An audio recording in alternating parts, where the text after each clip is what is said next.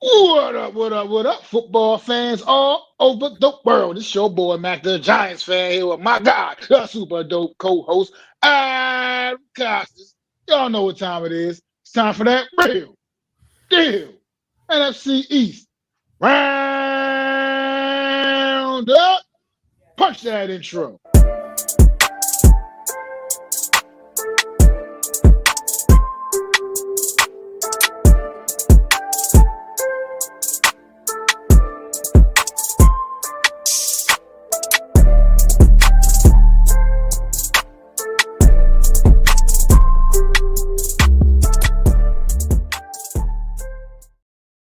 What up, what up, what up, everybody? Welcome to another edition of the Real Deal NFC East Roundup. I am Mac the Giants fan, here with my guy, super dope co-host Adam Costas, man. How you doing today, Adam?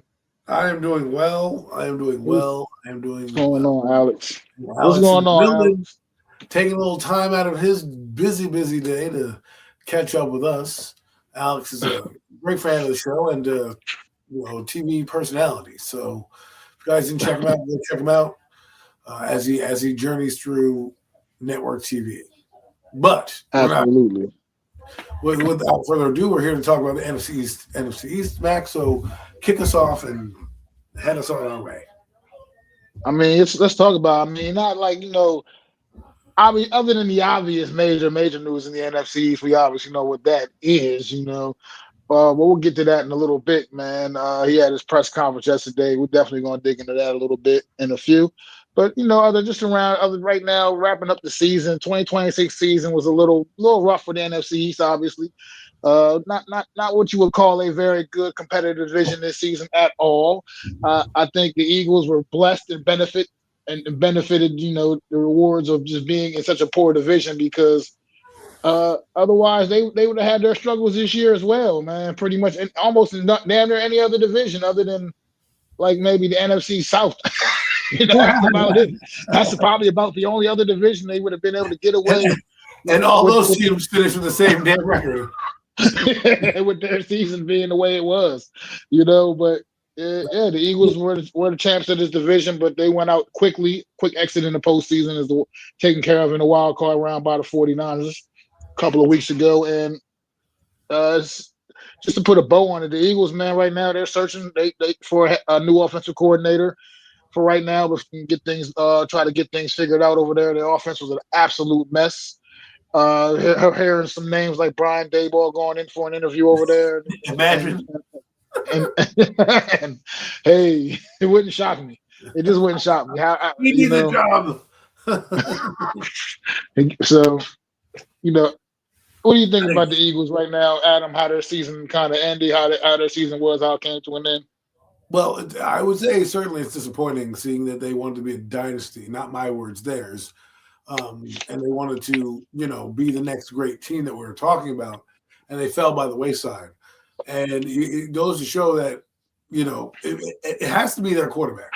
And the only reason I say that is because 3 different offensive coordinators, you've been to the Super Bowl one out of those 3, well, twice out of those 3 times, and you had Steichen as your one OC, who's now head coach, and you have Kellen Moore as your other OC, who also is head coach. There's nothing like that. There's nothing that tells me like, well, you really need a good offensive coordinator for this guy to flourish. And if they don't find that, I don't think Brian Dable is going to come there. They're going to be a mediocre team. I think we've seen the end of the what they say in the Star Wars, I've seen the end of the rebellion. We've seen the end of the Philadelphia Eagles. I don't think we're going to be the powerhouse anymore this year. I think they're still going to have a good defense. But I just believe when you're going to get rid of A.J. Brown, you don't know if you're going to bring back Dallas Goedert. He's a free agent this year, and their offensive line has been banged up. It's going to be different, and I think they need to bring in I think they either need to have Nick Sirianni call plays and just be the offensive coordinator and say take ownership of it and just be like, you know what, I already was an offensive coordinator once in Colt land. Let me do it instead of hiring all these people and be Andy Reid and just hire an offensive coordinator to kind of run the day-to-day, the weekly practices and stuff, but you call the plays. Because the only way you're going to get through what you're doing is to call the plays, and I feel like that's what he needs to do because your offensive team better. You make up the game plan, and these guys that you're hiring are not necessarily the best. I mean, you had one that was your friend, great. Always, it's hard to hire your best friends because you also have to fire your best friends. And here we are, Kevin Palullo fired. And so, well, what do we do now? Are we building around Jalen Hurts? Do we have enough time?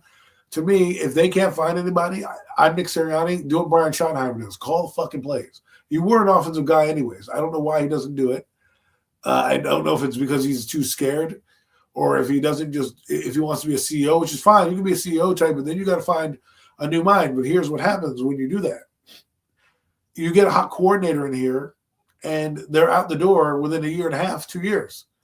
So you're back at square one. So if you're an offensive guy to me, you need to start calling plays and have an offensive coordinator at your backside that you're grooming up to eventually call plays. Because that's the only way I feel like you're going to get development. Look at these coordinators. They're one and done. They have one good season. Now, you got to strike when the iron's hot. I agree.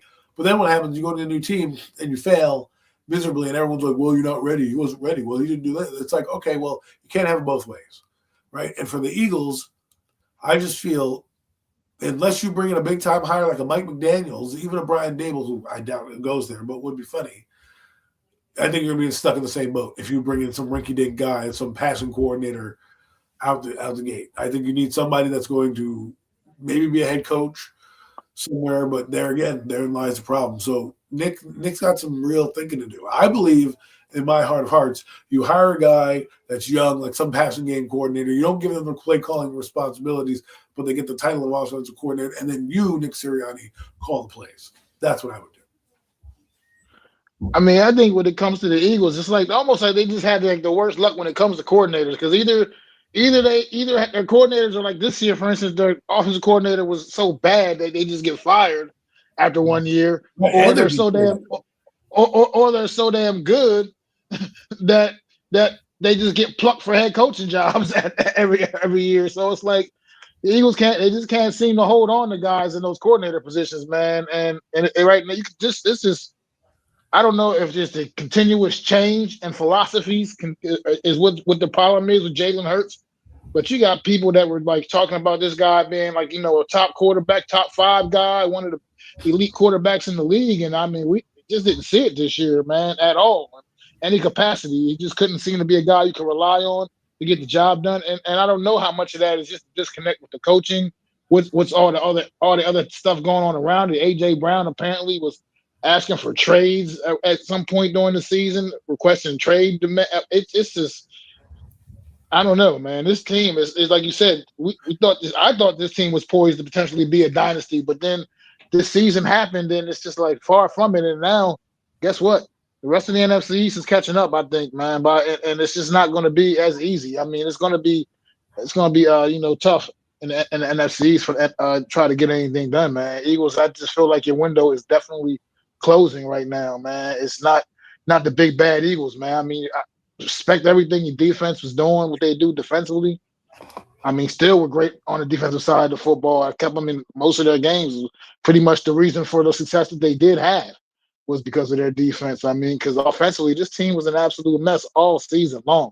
It was just bad, and they need to really find the right guy. They need to not only need to find the right guy, they need to find a guy that might be there for a couple of years or so. You know what I mean? Somebody that can get them back on track, because if you look down top to bottom down their roster, they still have one of the more talented rosters on paper, at least by far, man. It's I mean, pretty phenomenal when you look at that roster, how it's constructed, but the results this season just weren't what people were expecting. I mean, sure, you can say, oh, they won the division, they got in the postseason, but like I said, they just happened to play in what was a very poor division this season, man. I mean, the Giants were obviously a mess.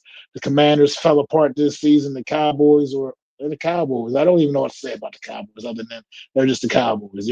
They're just a weird team to ever figure out anyway. So, yeah, I think they just really benefited from that. And unfortunately, man, for them, they need to find an OC and get a guy in there that Jalen Hurts can relate to, that can work with Jalen Hurts and get their quarterback back playing winning football again and playing that top level football, that level of quarter at that level of playing at that level, which people were actually making a case that he was a top 5 kind of guy around this league, man. Which this year, like I said, he definitely was far from that.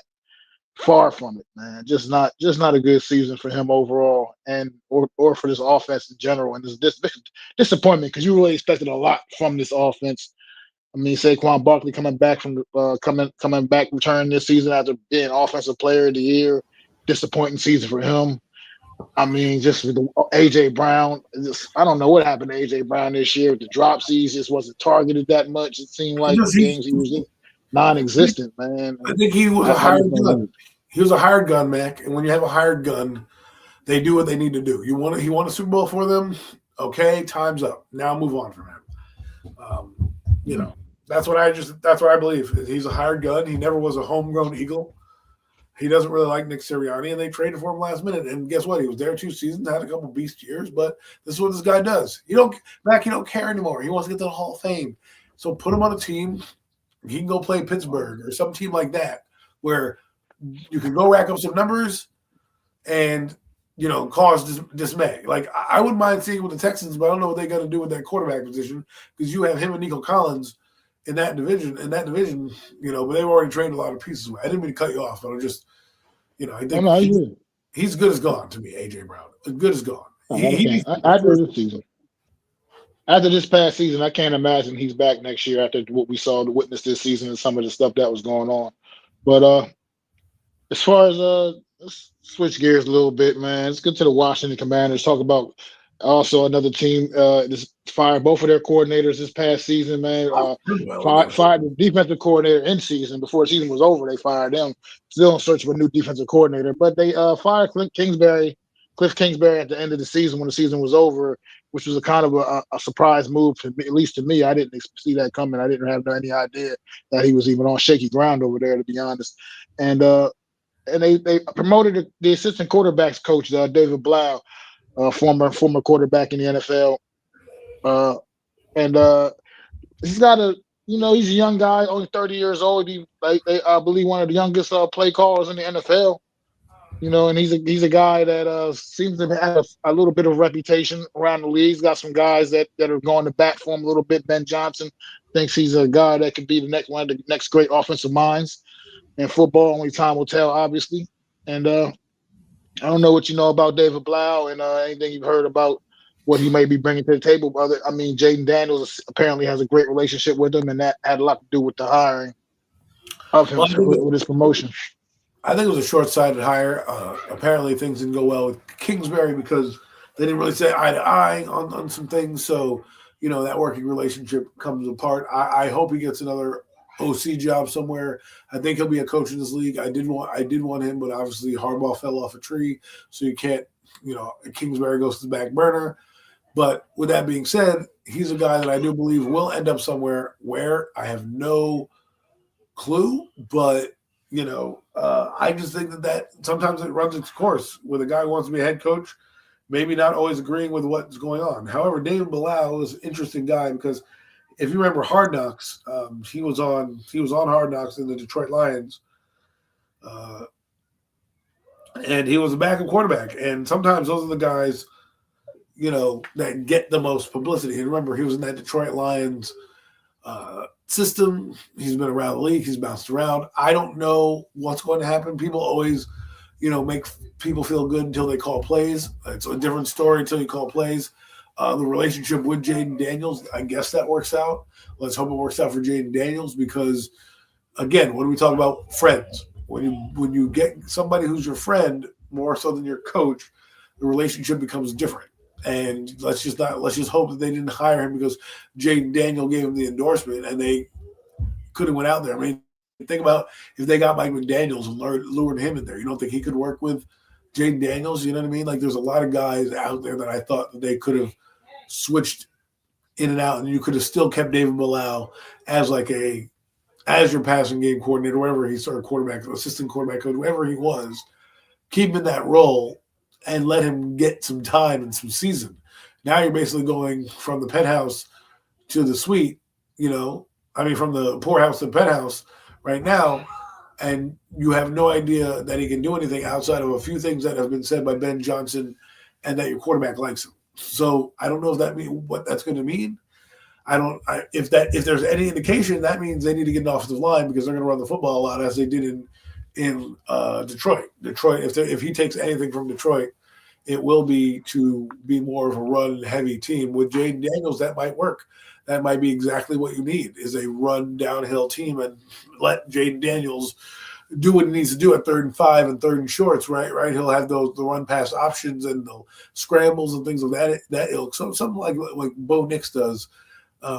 Poor Bo Nix, but something like what he does, be able to run that short game offense, and then you have the ability to scramble and run and get a first down and keep drives alive because your quarterback can do that. And I think that's what's going to happen if it works out in with Commander Line. Again, a big if. This guy's never called plays. It's going to be different come September when he's actually calling plays and in that mix. So we'll see what happens we'll see what happens going forward. You do need that relationship with the quarterback. Again, I don't know what play calling is going to be, but again, if you look at Detroit, they ran downhill. They had explosive plays. If he has any input in the draft, which I don't know if he does, I would say we need a home run back. We need to find our Jameis Williams, right? Get a guy or your David Montgomery, because I think that's what they lost when they lost Brian Robinson Jr. I mean, he didn't get the same burn in San Francisco that he would have gotten here. I know Bill Jaworski Merritt, he's a good 3rd down back, change the pace back for me, a guy that you can put in, wear out the defense, or a guy that you can put in the middle of the drive that has already been, getting bludgeoned by your running back, and then boom, next thing you know, you have Corey Bill running up the field. They should get that guy from the Saints. I don't know if he's a free agent, but that guy Estime, who came on strong for the Saints last year, if that guy's available for some reason, that's the guy I would bring into your offense and be the thunder and lightning type of backfield that you would need, right? Plus, you get Austin Eckler back as well if he decides to come back, and I think that would help them out. And then maybe you get a Brandon Ayuk because he's obviously going to be out of San Francisco. So there's many things that they need to do that they can help out this team, and I think they're going to have to figure out a way to do it to make this guy successful, because you can't just rely on Jaden Daniels. Obviously, that strategy didn't work last year, and I don't think it's going to work this year if you just rely on it only. Yeah, I mean, I don't really know much about Blau as a coach, but at the end of the day, I mean, he just comes with some good endorsements, and I do agree. Like, it seemed like they didn't really go through the processes in depth as you would think that they should have with some of the other candidates that was out there. I mean, you got guys like Brian Daboll, like you said, Mike McDaniel, a lot of other guys, really, really qualified individuals out there. Todd Monken, guys are just out there. Eyes are available. And they didn't even kind of seem like they just kind of went into the decision and just decided to promote within. Now, that also could be that they've seen something in this kid and they just don't want to let him out of their building. They just want to keep securing him, man. Smart. So, yes, it could be that. It could be a move, something like that, where they just know what they got and they don't want to lose them. So, but let's have some forward thinking here, right? If you were to bring in a Mike McDaniels or a guy of that ilk, right, who might be available because, he might be going down to Tennessee with Robert Saleh if he doesn't get a job. Why wouldn't a guy like that be coming in? If somebody said, I think a Skins fan said that he thinks Dan Quinn ain't it, right? Well, I think I don't always agree with this. The Giants did this with a young coach. They brought in Jason Garrett. Why not bring a guy who has head coaching experience? Then if you fire your coach, you've got a guy there who's already had a head coaching experience, who can obviously run a team and might have a different voice in there. And, if you could keep, right, if you decided to keep him at the end of the year or move on. I think keeping David Blau, who's done nothing outside of getting endorsements, which is great. I mean, good. Ben Johnson, while I like what you did in Chicago, I don't know if I need to take your endorsement right now. You know what I mean? Like, you're not let me see you sustain it for a long time as a coach, but you're rolling the dice. And let's be honest, he's cheap. He's cheap. You don't have to pay these guys.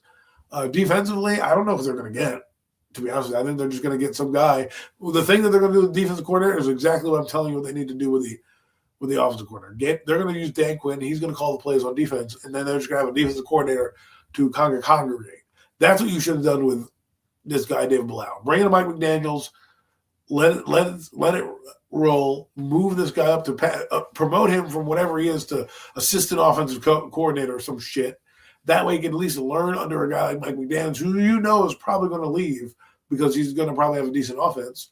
And then big bang, you have a guy in the pipeline already coming up the ranks. Instead, you're promoting this guy, and you're hoping that because Ben Johnson says that he does good, or some other people around the league give you an endorsement that you're going to give him a try. Well, guess what? If you're on the hot seat, like Dan Quinn might be, I don't know if this is the move for me. This might be a move for me, when I have success and Cliff Kingsbury left without me firing him.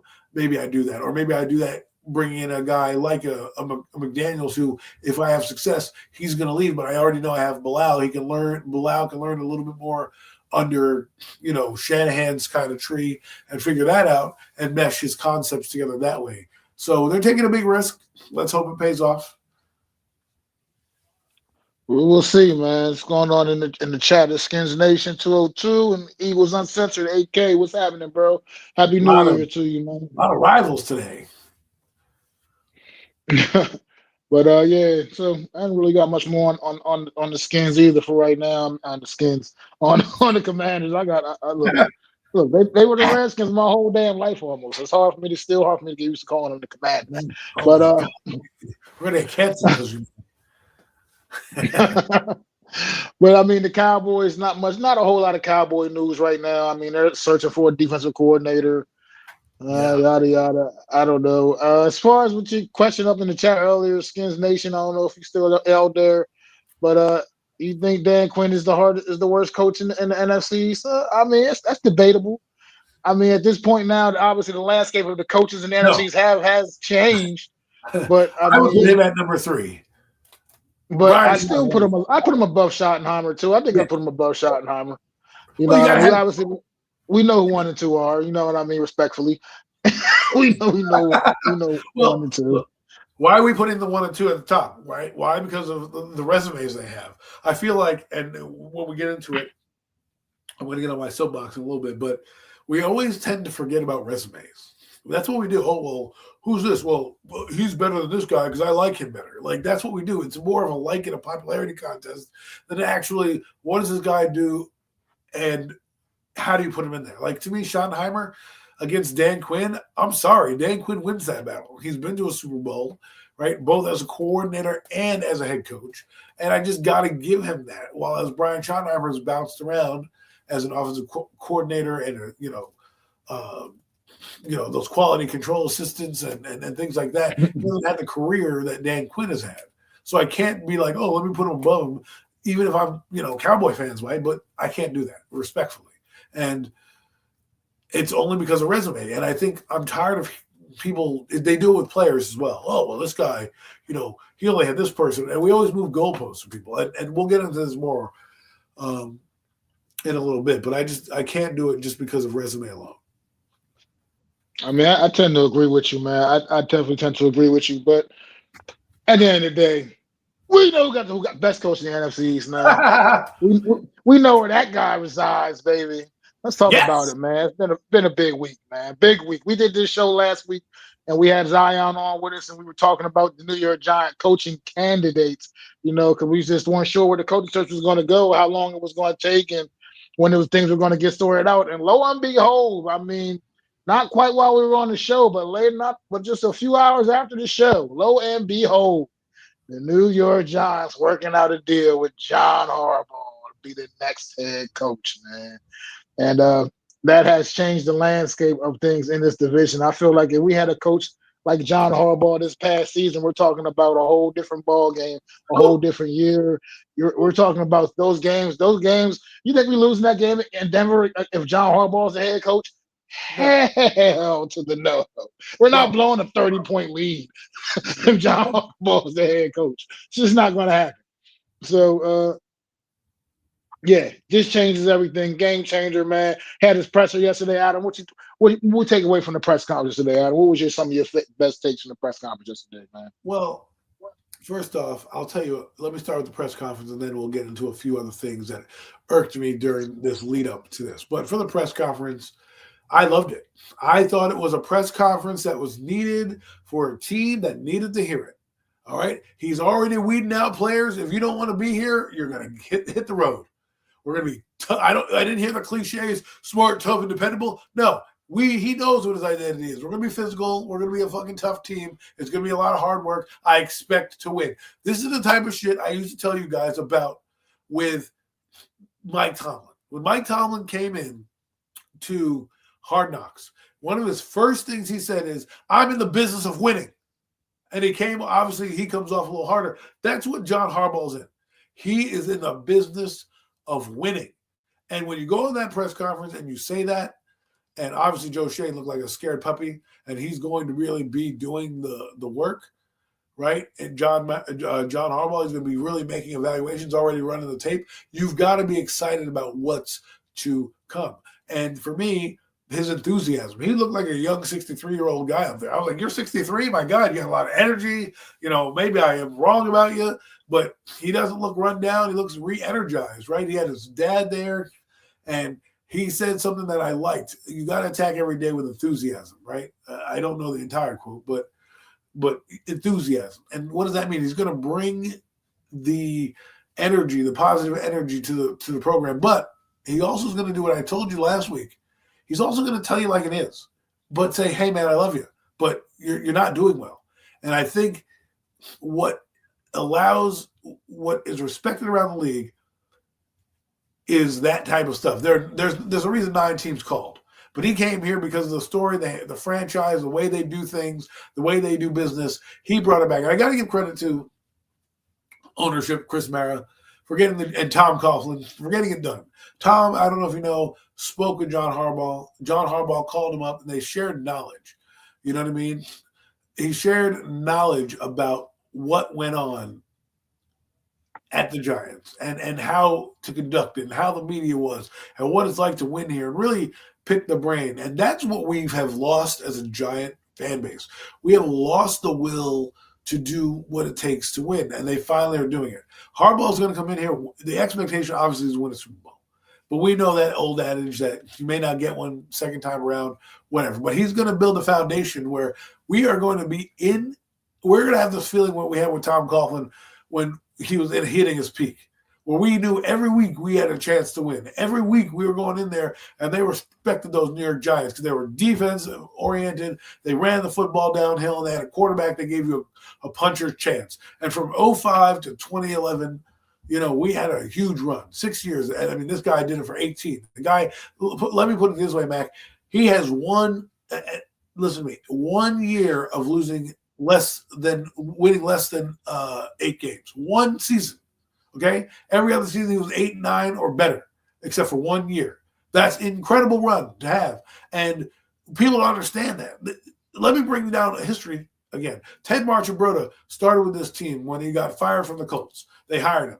He kind of held the mantle because he's older, and they built a team. They brought in Vinny Testaverde, drafted Ray Lewis and Peter Bowl, but they weren't like that until they got Brian Billick, and he really changed everything, right?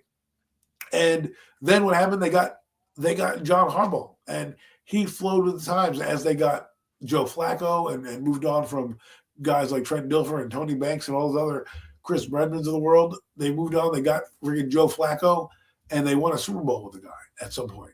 Right. And so what's interesting is the one thing he said on WFAN, he said, we revolutionized offense and nobody talks about it.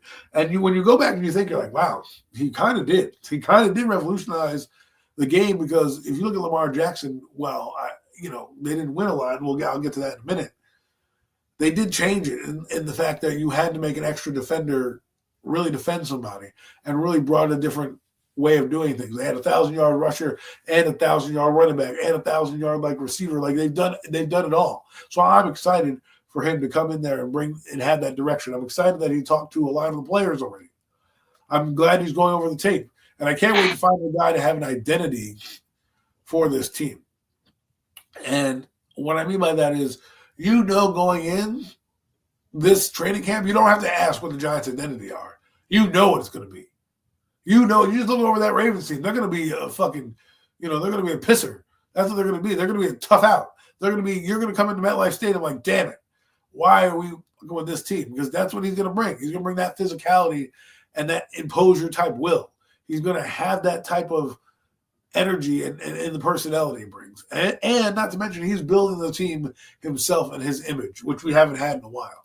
So I'm really excited and looking forward to how he develops, where we go from here. We're not going to – I'll tell you this right now. No one's sleeping in meetings anymore. That's out the window. Nobody's going to be dogging it anymore because you won't be on the team. There won't be any club med or special treatment from players. That's not going to happen anymore, okay?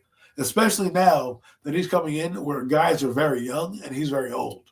And he can set that tone right there. There's no elder statesman of the groups like, Jameis Winston's the elder statesman, but he's going to fall in line. He already is there. He was already at the press conference. So he's going to lead by example. And I think that's what's going to change our winning ways.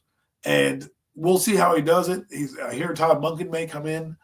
I'd like that move only because he's older. So, that means Dart's going to be with your coordinator for a long time. Similar to what Eli had. Eli had Kevin Gilbride, who failed as a head coach.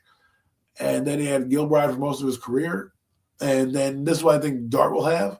As long as Dart is here and Harbaugh's here, Monken will be here if he decides to come. And he'll be here because he's 59 years old. I hate to use ageism, but if you don't have an established history of being a coach, like a head coach, you're not going to go around at 60 years old. That Vic Fangio train has come and gone. People did it once. Thanks. Nice to know you. Unless the Giants put up ridiculous offensive stats, I don't think he's going anywhere, which allows Dart to grow in one offense for 1 year, right, and be developed correctly. And a guy's already done it with a quarterback that's mobile in Monken. So I'm looking forward to that and just how everything has changed, how Chris Mara has changed, the way that they fell back on guys of their own ilk and like Eli the Mannings of the world. And they're like, what do we need here? And they're getting back to their roots, New York Giant pride. So I'm excited. It should be fun. I'll get into some of the things that I'm annoyed with by other fans after you say your piece about the press conference, but that's what I took away from it. Yeah, it was awesome. The press conference was everything we needed it to be. John Harbaugh just coming in, stepping to the mic, and just proving why he was definitely the guy, man. It's like you said, my favorite thing was when he straight up, like you said, you mentioned it as well, when he said, if you don't love what you do, man, go find somewhere else to play. Point blank and period. We don't want you here if you don't want to be here. If you don't love what you're doing every day, you come out here, and if you're not ready to just learn and become better, get to stepping, man. Like, this is a new day in New York Giants. We're not going to be putting up with the Jalen Hyatt type bullshit. Kick rocks, bro. Kick rocks. We're not dealing with that shit no more. You know what I mean? Evan Neals, these guys like this that have just been complete waste of time on the roster, waste of space on the roster, taking snaps away from players that genuinely wanted to be here. I'm sick to my stomach when I watched even the production of like a Gunnar Olszewski, what he gave us late in the season, and you have guys like Jalen Hyatt taking reps from a guy like that. That it's just ridiculous to me. Well, the way this team has been run for so long now, and now we got a guy in here that's going to clean all this shit up, man. Like you said, the fact that he hasn't even got his foot all the way firmly in the door yet, and he's building relationships with the players on his football team, man. Just at the start of the presser, what he had to say about the backup quarterback and Jameis Winston, man, that shit right there is just dope, man. The fact that I don't know exactly how many of the guys were out there at the press conference who all showed up, but at the end of the day, man, the fact that you had some of the players in the building making it a point to be there for such an important thing, for an important event, is John Harbaugh and getting introduced to as the head coach. It was everything, man, to me. Like, it gave me goosebumps, man, because I haven't felt this good in so long, and genuinely this good. I felt a little bit good. I've been faked out, and I done bought into the Joe Judge bullshit a little bit. After his press conference. Like I said, I made a video yesterday, and I said it on the video. I don't know. I think I'm crazy, but the Joe. I'm not the only one that bought the bullshit with Joe Judge after the press conference. The Joe Judge press conference was awesome. No, let's face it, he wasn't an awesome coach, but but damn, he could put on a press conference, boy. He could put on a motherfucking press conference. It was awesome. but no more of that. We're here, and this is a new thing, man. At least the suit fit. Like McAdoo, I knew it was a joke from his suit not fitting. I'm like, oh my god, we are fucked. How does nobody tell that guy to get a suit that fits you? And then Joe Judge, and then Pat Shurmur comes in, and you're like, oh, all right, he's kind of like your dad, like your dad, like, hey dad, how are you? And he's like, oh, I'm cool, kind of like not fiery. You're like, maybe this will work out. Didn't. Then you brought in Joe Judge, and he had hellfire and brimstone, and he wasn't that. He was that for 1 year. And you're like, oh, maybe this guy will bounce back because, we took it. Who do we look at as a guy that we took solace in? We're like, oh, John Harbaugh did it, so maybe Joe Judge can do it. And now Joe Judge obviously is doing well in Ole Miss. Good for him. But, then you have Brian Dable came in, who was, happy to be here and a friend and a player's coach, and really wasn't the guy that we needed. We needed more of a sterner guy. And here we are. This apple happens to fall off the tree, and you can tell the difference between a guy who's going to the Hall of Fame and those other bums that we were like, oh, let's give a chance to. This is different. We wouldn't have done the same things we would have done with Kevin Stefanski or Mike McDaniels or any of these guys. Now, are those guys worthy of being head coaches? McDaniels, Stefanski, sure. Robert Saleh, yeah, but we needed a guy like Harbaugh. Oh, Robert Saleh is the head coach again. Right. We needed a guy like Harbaugh. We needed a guy to come in here and set the tone from the moment he walked in. Now, we like the Joe Judge press conference. I like this one better. And the reason why I like this one better is what you said. If you don't love the game, get out. Like, basically, he was in a nice way telling you, like, we're not going to fuck around anymore. I didn't come here to fucking play fuck games, okay? I came here to win. And if you don't want to win, get out, right? And I think this is something that irked me, right? I'm talking to fans about our team. And a guy that I wanted to bring on tonight was probably not listening, but, had to work late and we didn't want to be here late, was a Cowboy fan. And he's like, the only reason that Harbaugh's available is because he got shortchanged. You don't want to hear anything that I had to say. And you know what? I'm going to defend this, okay? Harbaugh is better than Brian Schottenheimer. Harbaugh is better than Dan Quinn. Harbaugh is better than Nick Sirianni, and Nick Sirianni won a Super Bowl, okay? He just is, flat out. He's going to the Hall of Fame. He could end his career right now, and the doors of Canton would be open for him, okay? That's the type of coach we're talking about. Coaches that rarely come on the market. Sometimes you have to trade for them, right? Tomlin, same thing. Those type of guys don't come up. And all these Raven fans were like, oh, my God, it's, ran its course. I don't want to hear about running its course. Everybody keeps telling me about running its course. You know what? What are you, tired of winning? I'm sorry. I haven't won in years. And you're worried about and you guys are firing him because what? He's not that good. Like, give me a break. He's not him who fumbled the ball. Derrick Henry. It's not him who misses a catch. And Mark Andrews. It's not him who misses a 44-yard kick. You realize that kick. And he said, sure, I can give it to Derrick Henry and would have scored. Yeah, I could have regretted that. But that kicker was money from inside 45 yards. He was 100 for 100, whatever, 100% for 45 yards. That kick was supposed to go in.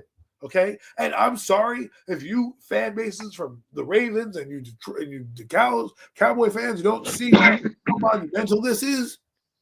This ain't your run-of-the-mill coach. Okay, this is a guy.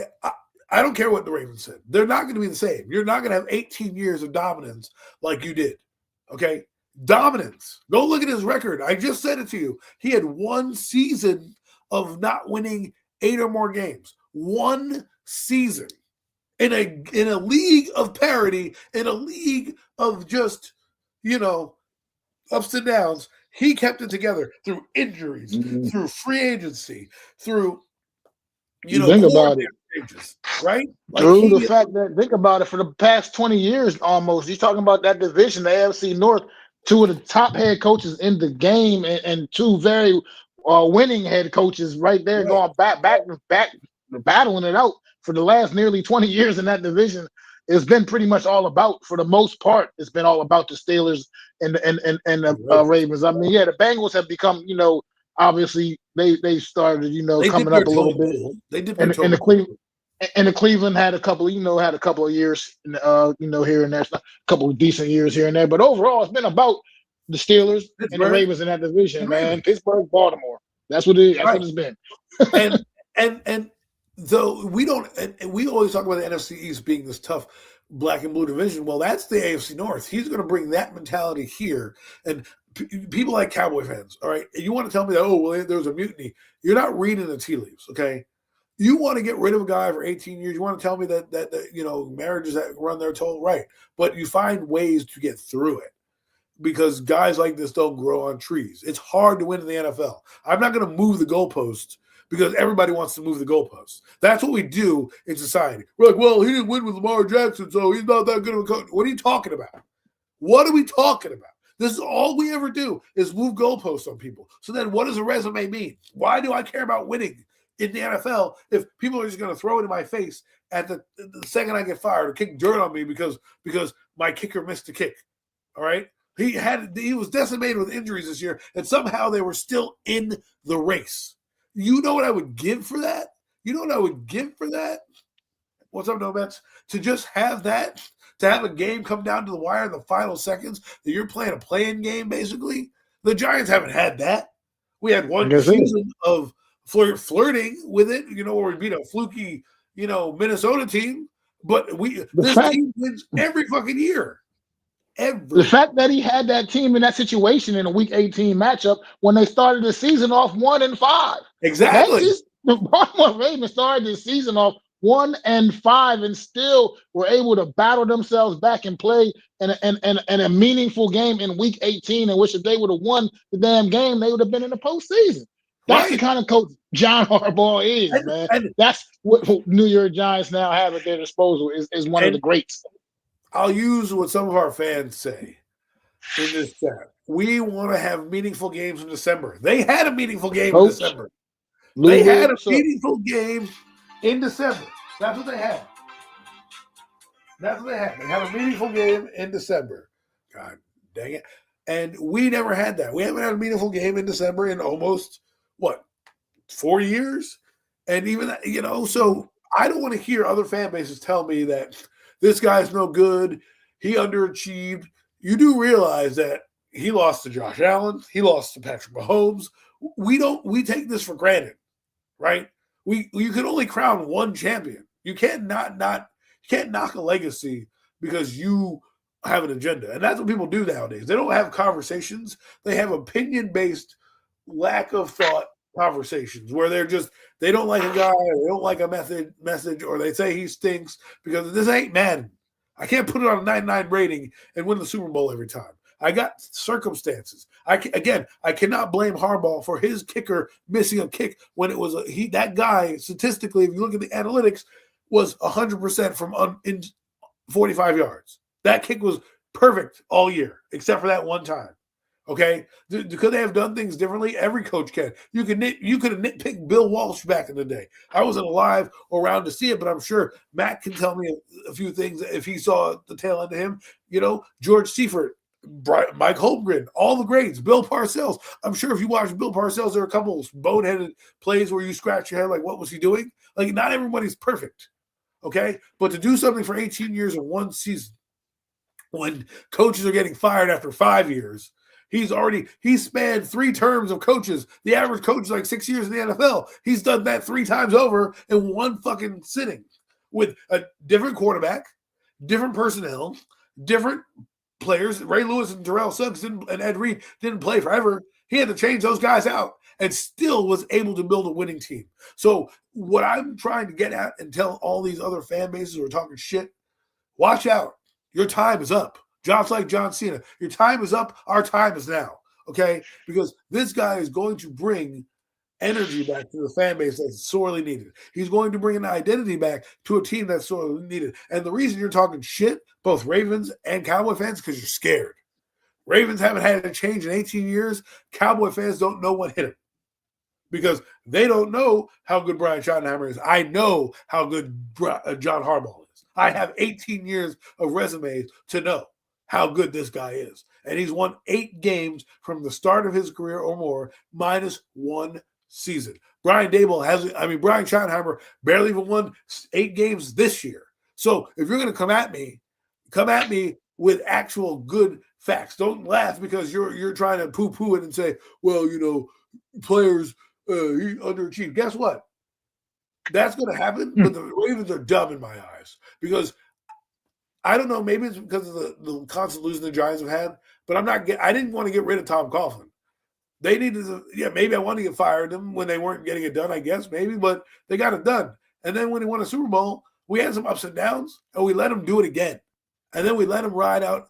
We let him ride until about 10 years, and then we dog shit in him because what do? Look what happened, Giants, Ravens. Look at what the Giants did when they let a great coach walk out the building for a decade. Look what happened. And you're going to laugh and poo-poo this? The Cowboys, I don't even want to hear you guys. Haven't done shit in 30 years. Every other team, there was 9 teams that lined up to get this guy. But look at what the Giants did. Prime example.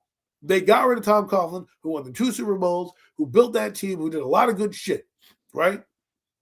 And now they let him walk out the building. And what have we said since the moment he walked out the building? We need another Tom Coughlin. We need another Tom Coughlin. We need another Tom. Well, we finally got one, and people are complaining about, well, he couldn't get it done with Lamar Jackson.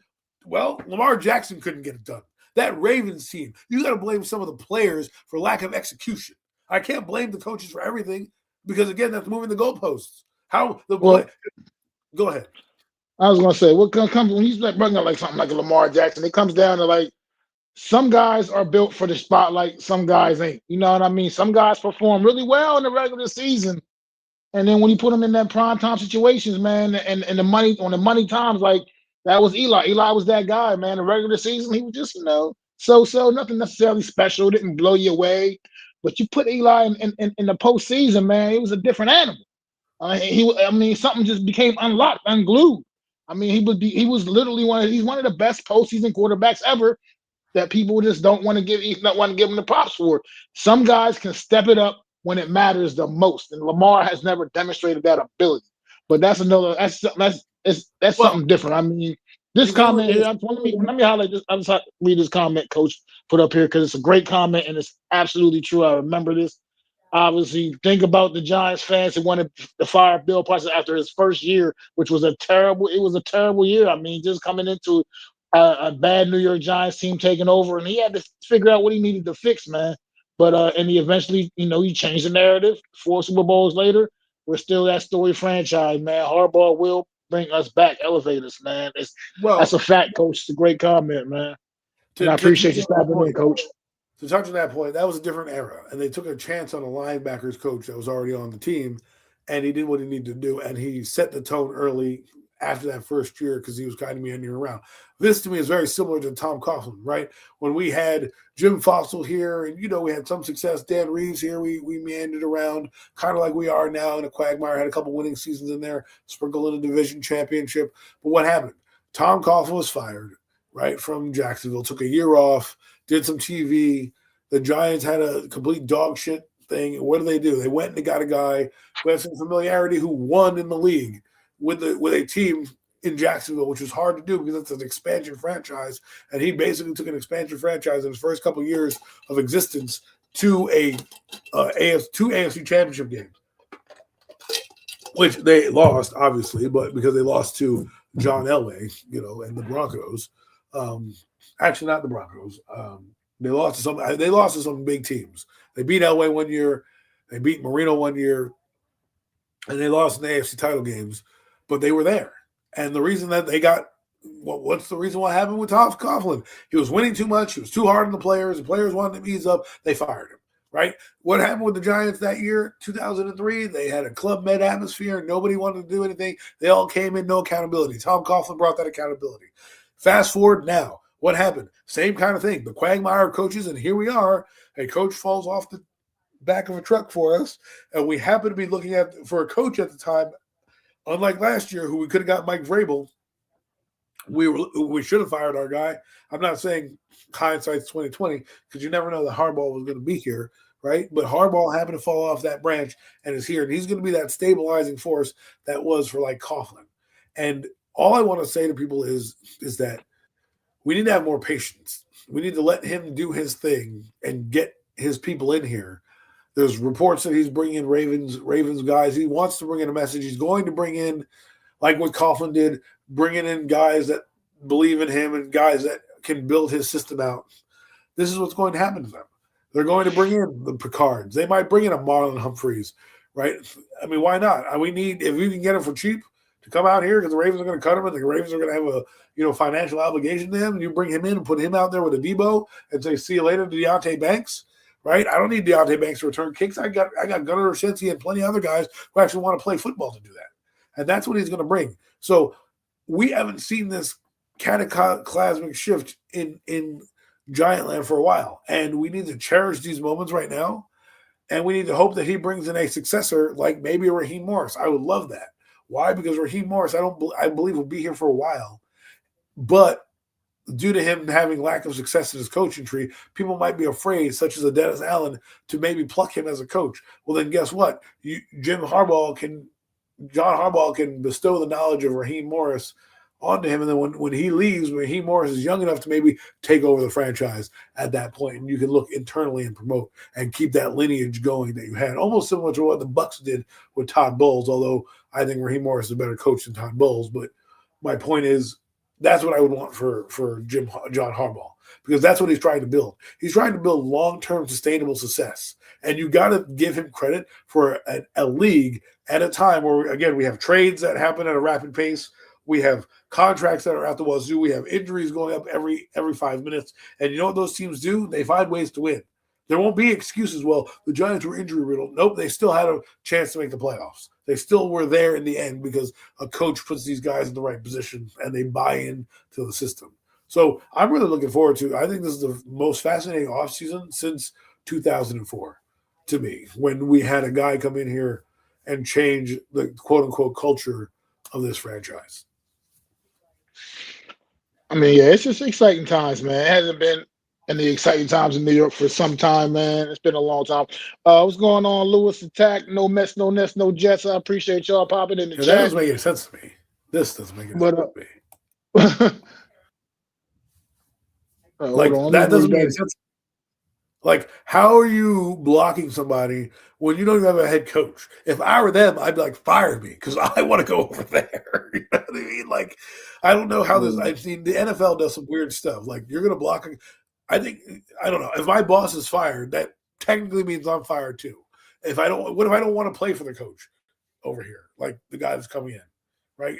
Mike, I don't know who it is. I think McCarthy's going to Pittsburgh, but I think they're going to get like a Chris Schuler or Jesse Minter, pluck one of these, a Kubiak, one of these guys off these teams here. How do you know that I want to be with that guy? When I can go to Harbaugh and know that I'm going to have success. Well, we'll see. But that whole situation is all crazy what the Baltimore's doing right now, man. But Lewis Attack, man. Thank you for stopping in. If you're new to the channel, make sure you hit that subscribe button, hit the like for the stream, man. Appreciate you. But hard times create strong men create good times create weak men, and weak men create hard times. Interesting, Lewis, man. That's a proverb if I've ever heard one. Put that on a t-shirt. Maybe you should send that. Maybe we should send that to John Harbaugh. Wrap that up, send it to Harbaugh. He can put it on their t-shirts for this team, because I think what we're seeing right now is a seismic shift. A seismic shift. Oh, I appreciate you, man. You was in chat the other night. Okay, I appreciate you, Lewis, coming through, man. But I think when he says something like that, I think we haven't had hard men here. No, pausing or whatever, no weirdo shit. We've had coaches that have been player friendly. You look at Dable last year, he didn't even coach the team. He was coaching Dart the entire time. He did not care about anything else that went on in this. This guy is a CEO. He doesn't care about what Joe Shea thinks. If he wants to draft, Puka Nacua, he's going to draft Puka Nacua, right? And he wanted to do that in the Ravens, and they drafted somebody else. If he wants to bring over Ravens like a Marlon Humphreys or a Picard or a Linderbaum, I want him to do it. I want him to not be afraid. And I'll tell you this, what a guy like John Harbaugh does, he has no lineage to any of these players. That's the greatest part. He's coming in with a blank slate. No, Joe Shane's here, but Joe Shane might as well just, go get coffee, because that's basically what he's going to do. If John Harbaugh says, I don't want Darius Slayton because he stinks, Darius Slayton's going to be gone. What you were saying about Taylor Hyatt, those guys were kept because of Joe Shane. because Joe Shane had power over his buddy to say, I'm keeping Jalen Hyatt. And his buddy's like, well, I'm not playing Jalen Hyatt. Guess what? Maybe Jalen Hyatt will be used like a Tylan Wallace, who I like better than Jalen Hyatt, right? Tylan Wallace, undrafted player who played for the Ravens, does the exact same thing as a Jalen Hyatt. So I want to see that culture change. I want to see a Picard come in here and have a Cam Scatterbo. Imagine that, a 250-pound fullback with a 240-pound running back coming right at you, right downhill. Yeah, You know, they have a lineman that's coming out of Miami who I'm telling you right now may not be a sexy pick. I want Arvell Reese. Some people want Caleb Downs. I just think Arvell Reese would be a tone setter in that middle, depending on what kind of defense you do. He could be a strong side linebacker. Some people think that he's an edge. I don't want to put him at edge. I think we lose a lot of things. I think they're going to have big edges. I think they're going to run a 4-3. I hope so, because I think that's a better defense for a guy like Dexter Lawrence and for a guy like a Brian Burns, because you can do so many things with the guys on the edge. When you do a 3-4, you got guys dropping into coverage and all that thing. Arvell Reese can be that strong side linebacker. Helps, and we've lost that because we want to put on these little safeties and this guy and get a Kyle Hamilton that basically plays safety but play linebacker. There's a reason why Kyle Hamilton's injured all the time. It's because you're trying to run him in there like a linebacker, and he's getting beat up by linemen all the time, taking on blocks and stuff. That takes a toll on your body when you're not built for that. I like Sonny Styles as well. These are some of these guys that are going to be tone-setting players. I like the receiver as well. Cardell Tate and Jordan Tyson are pretty good guys up there. We're going to do a lot this year. This is going to be a great shift, and I'm just so excited for it, and I'm glad that he's our coach. I'm happy that he's our coach. Every time we've had coaches that come in, I've not been agreeing with it. I didn't really like Pat Shurmur, but I understood why they hired him. I didn't want Ben McAdoo. When the moment I saw him have his big suit on, I said, this guy is wackadoo, no pun intended. And then when I saw Joe Judge, I understood him, but then I realized he was a fraud and fraudulent, and they weren't really backing him when they hired Jason Garrett and didn't let him do anything, right? And then Brian Dable came in, and he was just an asshole. I wanted Brian Flores. You can go ask anybody. I wanted Flores. I thought he would have done exactly what everybody was looking for, that CEO type, that discipline type. And what did we get? We got a clown show, a guy who's fraudulent, who wasn't real, who was too busy worried about saving his ass and his ego than worrying about winning football. And the last thing I'll say about this is the Giant organization finally showed me they care about friggin' winning, because they didn't pussyfoot around. They didn't, stop because of family ties. They didn't stop because of money. They let it all hang loose. And for once, I am proud because they're doing the right thing. And they have a guy who I believe, whether we win a Super Bowl or not, again, I don't know how long it's going to be. I think we'll be damn competitive pretty quickly. They brought in the right guy. And all I want from John Harbaugh before he leaves us is to leave us with a coach handpicked. You picked Mike Minter. You picked, a couple other guys who we like, Wink Martindale and guys like that, right? If you can bring in a Raheem Morris here, or a guy like that ilk that had some head coaching experience, so that in 6 or 7 years, those guys are older, they can stay with the team. Boom, then we got Raheem Morris in the back pocket, who can be a coach. That's all I want from you, Harbaugh. Build me a foundation, make me proud on Sunday. And that's what he said. He said he wants to build a product that makes us proud on Sundays. We haven't had that. I am going to be buying Giant gear this year for the first time in probably 5 years, because I believe that they're going to show me and make me proud on Sundays. I'm not going to go in this year to lose anymore. I'm not going to be wanting to tank for the quarterback or tank for, a higher draft pick. I'm going to be like, let's go. Let's get this. Let's build this foundation to win. Let's be a team that we're talking about. I said to my wife, I said, we're going to be in the playoffs next year. I said, you'll see. You'll see. I haven't had that energy to say that in years. And John Harbaugh brings that to me. Yeah, I want to get back to a question that was up in the chat a while back. I don't know if Miz is still even here in the chat at all, but he had brought up how you feel about Rex Ryan. I personally, when it comes to a guy like Rex Ryan, man, it's I'm not really feeling it, man. I think a guy like him he's been behind the camera for too long now. I feel like he's been, he hasn't been on the sideline in quite some time. I mean, I'm sure the guy obviously still understands the game of football. He still probably, he understands defense, obviously, but I just think once he's been out the game as long as he has been, I don't really want to. I don't think I feel like want to really bring him back in at this point. I know John Harbaugh said nothing's off the table, obviously, but at the end, I just that's not how I feel. I don't feel like that's necessarily the direction to go. You got other guys out here, like you said, you got Raheem Morris's and guys like that are still floating around out there, and whoever else he may have in mind. You know what I mean? But I just don't really think I would want to go back to a guy like Rex Ryan who's been out of the coaching game for so long. You know what I mean? That's just not how I feel about him. I don't know if you had any thoughts on a guy like Rex Ryan potentially coming in as the defensive coordinator. Well, I think that would be great. I think even he said it.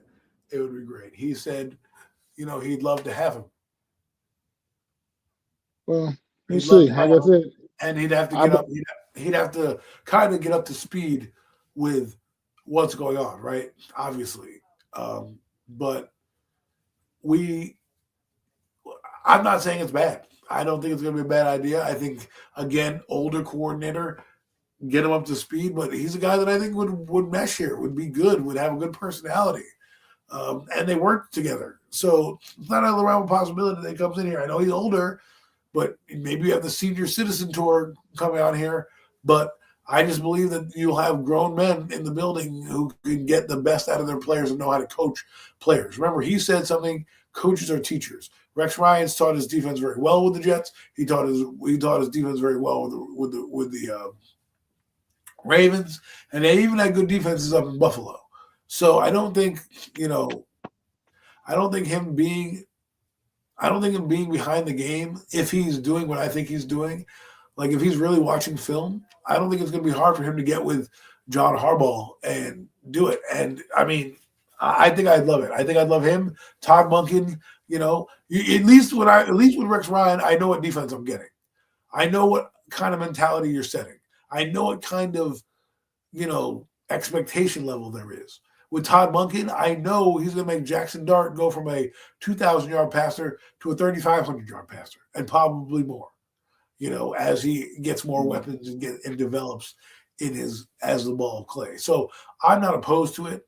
Like I said, I wouldn't mind a Raheem Morris, even a Gannon type, some guys who have some success around here. But Rex Ryan and Todd Monken can does good things, but the good thing that they do is that they're not going to leave for a job, really. Rex Ryan is probably too old to get a job. This is not the mid-'90s anymore where you're bringing in a coach at like 66 years old or something like that and say, hey, run my team. No, those guys usually become consultants or some things. So you can really have a guy here be here for a long time and develop and have longevity. That's what happened in the Ravens. But he just kept replacing guys. He replaced Wink Martindale. He then replaced Wink Martindale with Mike Minter. Mike Minter leaves, and they replaced him with Zach Orr. So again, I don't want any part of Zach Orr, but if you were to bring in Rex Ryan, at least you have a guy that he's worked with. You'll have some familiarity with the defense, and you'd be able to. You'd have a guy that is the CEO of the defense. You don't need to worry about anything. Rex Ryan comes in, you're like, all right, defense is good. Todd Monken comes in, all right, that's good. Now you can just watch and coach and teach, knowing that you don't have to step in for a new offensive coordinator like you would probably with David Bilal. You're not going to have to step in with a new defensive coordinator like you probably have to do with Zach Orr every once in a while. You're going to have a guy who understands how to call games, who's run a team before. So I'm not opposed to it. I think it would be a pretty good matchup, and I would be excited. Rex Ryan's interviews would be hilarious as hell. My God, this team would have some fucking personality finally. I mean, geez, Rex Ryan, just get me a defensive coordinator I can believe in, that I can say, hey, you know what? This defense is going to be good, and we're going to win games. Because guess what? That's the thing that we need to fix. Offensively, we have a quarterback that cooked with Darius Slayton, Wan'Dale Robinson, and a bunch of bums. Okay? So you get a couple of good players in here. You fix the offensive line a little bit with maybe your first-round draft pick. Maybe you bring in a Tyler Linderbaum, or you re-sign Illuminor, or you bring in a couple guys from the Ravens that are cheap. Fuck it. We're ready to go. Defensively, though, that's where we need the help. Well, I mean, like I said, those are fair points, but I mean, I'm myself personally, I probably, I'm just not. I mean, but in John Harbaugh, I trust. So it's whatever I feel like any decision he makes is going to be pretty much a right decision, a good decision. So either way, whatever he does, whatever conclusions he comes to after does his interviews. He did some today, as a matter of fact. Obviously, I don't have any news on them right now, but he got some interviews today. So got that ball rolling, putting together his staff. So hopefully things start shaping up by next week, I would assume, and we'll see what's going on with that. But Joe Shane, let's talk about Joe Shane a little bit, because John Harbaugh, I know you're not going to get up there and necessarily say messed up things, but we know John Harbaugh is actually in charge of this shit. You know what I mean? We all got that all figured out, but he seems to have a lot of confidence in Joe Shane, man. And like I said, I thought we were going to end up spending this a lot this off season where we were just going to be all still pissed off at Joe Shane, whatever. Look, I'm not. I ain't worried about. Right now, we got the coach, man. We got the coach that took the heat off of Joe Shane for me right now a little bit. I'm not going to be so concerned. But something Joe Shane, while I was listening to him talk yesterday, he brought up. He seems to believe that Malik Neighbors is on pace to be potentially ready for training camp. You think about that, for training camp next year. When you think a guy like him may not even be ready for the start of the season, let alone training camp. But Joe Shane thinks he may be on pace right now to be ready for training camp. What's going on, Mosey? Too. Fuck Joe Appreciate Shane. Okay? Joe Shane is saying that shit so he can keep his fucking job. Fuck Joe Shane. Okay, I'm not going to sit here and listen to Joe Shane tell me anything. If I've learned anything about this guy is just starting to rehab now, right? Let him take his time. Put him on the pup list as you need to. But if you're telling me the start of the regular season, maybe that's a shot. But the Giants are going to go big game receiver hunting this year, okay? Because one, you're going to need the weapons for Jackson Dart, okay? You got the rookie contract. Do it now. Do it early. Two, his knee is worse off than we think. So we need somebody to come in here that if we don't get Malik Neighbors back at the beginning of the year, there's not pressure put on Jackson Dart to be a hero because they'll have some playmakers out there. So, and Joe Shane's evaluation of players, I don't need Joe Shane anymore.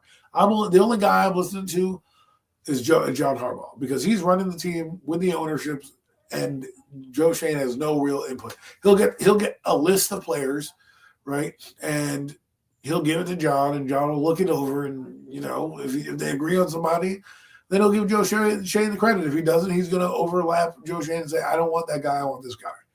So we'll see what happens. I think what they're going to do is build – I hate to say this, people. I think the guy that they're going to get in the draft is the big lineman from Miami. I think that's what you're going to get. You call me crazy, call me stupid, but what are these teams built on? They're built on offensive line, running downhill, smash mouth football. What's the easiest way to keep a quarterback upright? Play action, do a lot of those things. Look what they did with Lamar Jackson. I think they're going to also invest in the running back position, whether that's via free agency or the draft as well, because I do believe Derrick Henry helped them out. You get a running game with – some people are happy with Scadaboo and Tracy. I think you need one more back in there, a home run back, a guy that can come in here and tilt the defense. I hear you. But when it comes to the running backs, I don't know. Maybe I just see the running back room. I just think the committee that we got, I like I said, we didn't get to see, like I said, that combination really get to interact and work together on the field because just the timing of both of their injuries, it just ended up basically, we didn't get to really see how that could have played out. And I think we got a pretty solid combination with those guys back there. I'm not necessarily saying we don't need to invest in I'm not saying we don't need to invest in the room. What I'm saying is it's far from a priority for me. Oh, no. I feel like it's far from a priority. I just feel like it's to me, we had a good running offense, and granted Jackson Dart had a lot to do with that as well. But we had a good running offense this past season. Better than the last couple of years or so. And so I think I just think we got. I think we need to. I understand everybody's saying we need that home run hitter and all that in the backfield, but I'm not so sure we need that because, like I said, I want to get a healthy Scadaboo back on the field and have Trace. Like I said, I want to see that combination because I think that could be a dynamic 1-2 punch. I'm not saying like Gibbs and Montgomery or anything like that by no means, but I think it could still be a pretty dynamic 1-2 punch. Maybe even something close to that. Maybe almost like a little cheapened version of what they got in Detroit. You know what I mean? Like you're not going to necessarily get that because Jahmyr Gibbs is obviously he's him. You know what I mean? We don't have that. But I know neither one, Scott or Tracy, ain't that. But at the end of the day, I I noticed think something. those guys are a good combination, man. And I think that we didn't get to see it play out because, like I said, the timing of their injuries, we just never got to see those what the backfield was like with those two being our two like main guys. I mean, not to take anything away from Devin Singletary, he was, he did what he needed to do. But at the end of the day, I just think that I mean, people talk about the backfield a little bit, talk about the running back room. And that's just my only pushback on that. Is I think that to me, I think we got a couple of solid guys in there. As long as we can keep them No, healthy, we got a I'm not couple of saying solid you're wrong. guys. I'm not saying you're wrong at all. I'm just saying to me, I just think you need to. The guys after them are not that great. And if you look at the Ravens, they have multiple running backs a lot. They've had many feature running backs from. I know people aren't going to like this name. They had Ray Rice. They had Henry. They had J.K. Dobbins. They had a lot of guys that are featured. Now I like the running back field, but I don't think to me Tracy should be a third down back. That's all I think he should be. I think you need to get another bell cow in here to go and with Cam Scattermove because I believe there's a back out there that you need to tilt the field out. Do you want to spend a second round pick? No, but a fourth round pick, like Scattermove, a third round pick if you got one, maybe I'd do that just because I think in this offense, Tracy's going to be older as well. You got to factor that in. He's about to be 26, going to be 27. He, to me, is more of a third down back. And the reason I say this is because when Scattermove was in the game, the offense was different. When he left the game and Tracy was the main back, I felt the offense didn't have a lot of juice in it because they didn't believe they needed to rally to the football the same way when they did with Cam Scattermove, who's bouncing off guys. And for me, I want Cam Scattermove to be back one or back two, but get a lot of carries. I can care less at what happens to Tracy. But I'm also thinking I need to invest in this room. Why not get a guy like, Jahmyr Gibbs in the room if I have a chance to and bring that guy in? If John Harbaugh identifies a guy in the draft like that, then go out and do it. I just think you're going to see a lot of depth at these teams. The thing that he's going to invest in that he's never had is a Malik Neighbors. So I'm looking forward to see how he builds at that receiver room. I'm looking to see what he does at tight end. We didn't really see anybody else outside of Theo Johnson. So I don't know if they're going to. The only good thing about keeping Joe Shane, the only good thing is if you like players from that draft class, he has the scouting reports to kind of vouch for them, right? So, like, he likes Greg Van Routen, right? Greg Van Routen, who might want to retire, may want to play with Harbaugh. That's a guy that Joe Shane can give an endorsement to, right? Darius Alexander. Hey, that's a guy I believe in. Tracy. Now, again, you're going to have John Harbaugh going over the players and going over what he needs and looking at personnel in here. And maybe at the end of it, he becomes a consultant for the Giants and moves into vice president of personnel and brings in somebody. This change could be big in that regard, down the road. We don't know exactly what all the language is in the contract. But that's something I'm looking forward to, is seeing the diversity of this roster. Because if you look at the Ravens, they have a lot of safeties. They have a lot of, depth. They don't just draft because they have a guy like, let's say, Cam Scattermove. And they just like, you know what? If the best player is available as a running back, they take him. And then they just kind of grow with it. And we haven't really had that before. We kind of draft for need and not best player available because of what we have done and how we've been coached. And next year, we're probably going to shop for need. But the year after that, I feel like we're going to get best player available.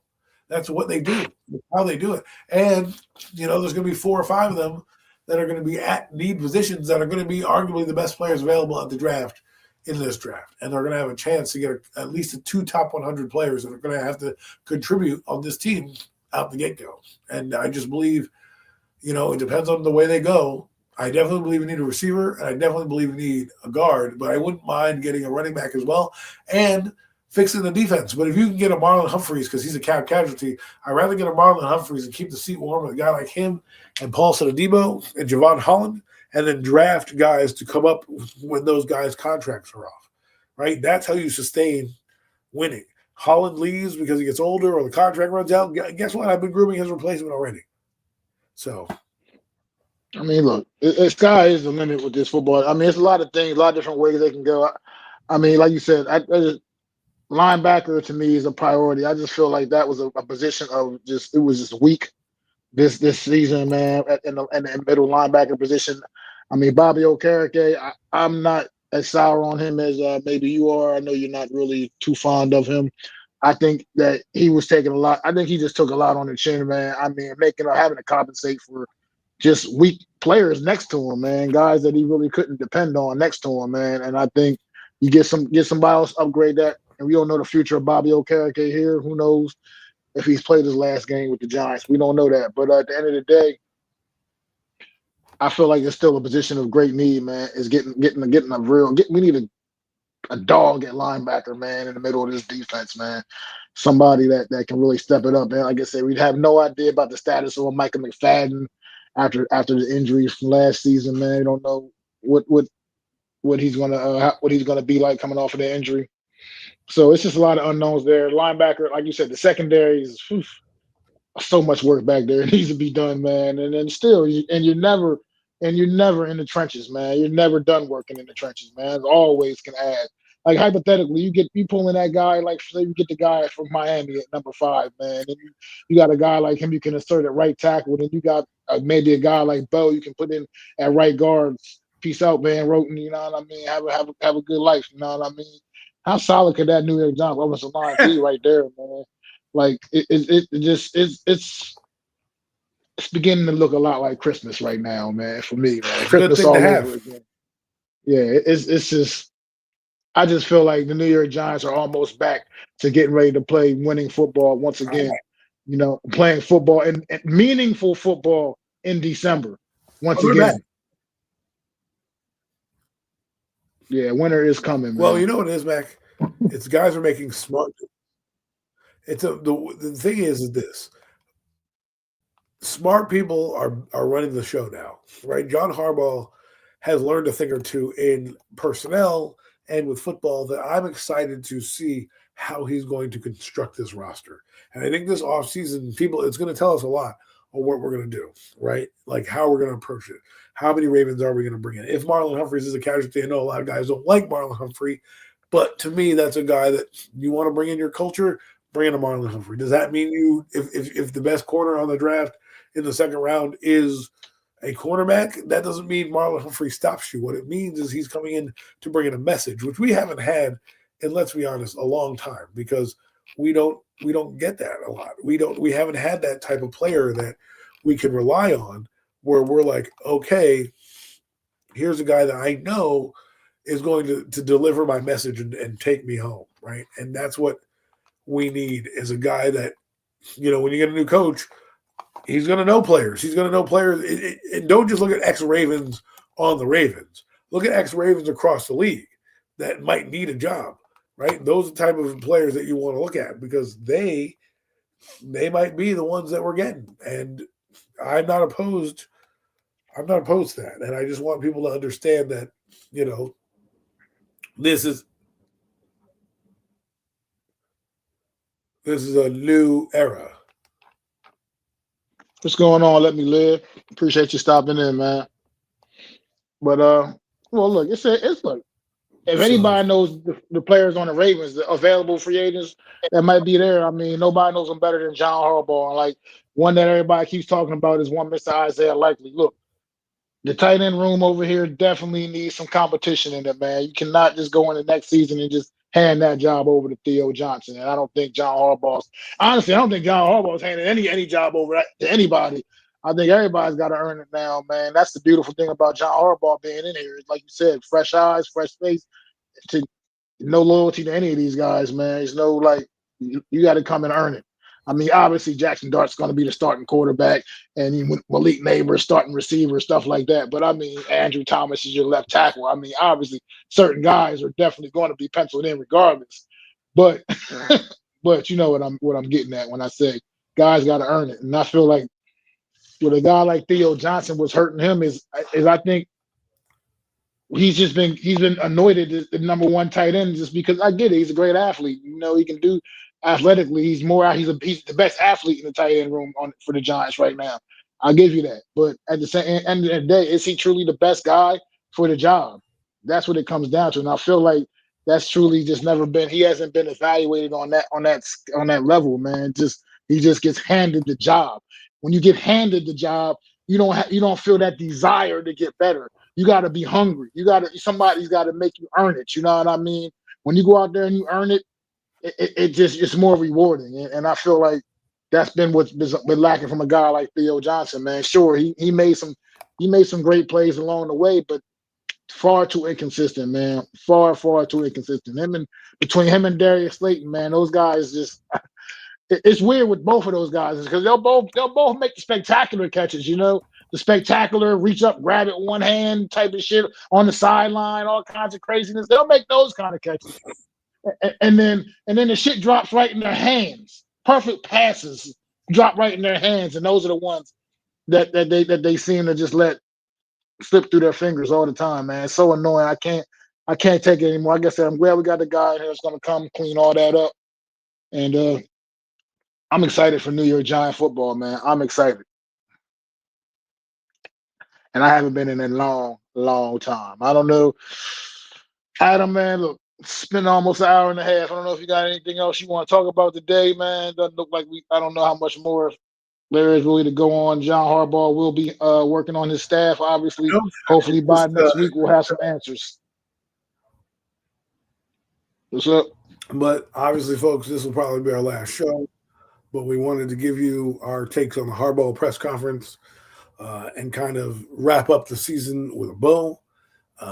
We will probably be back when maybe free agency happens or in the off season. I'll collaborate with Mag so we can figure out some things. But there's going to be a lot of news, but it's going to be in different spurts, right? And this way we get to enjoy the NFC, the playoffs, and the Super Bowl. But there'll be a lot of Giant news and a lot of content that we'll be able to talk about in the off season. But we wanted to come on here and just give you that last bit of closure and talk about the biggest thing that's happening with the Giants.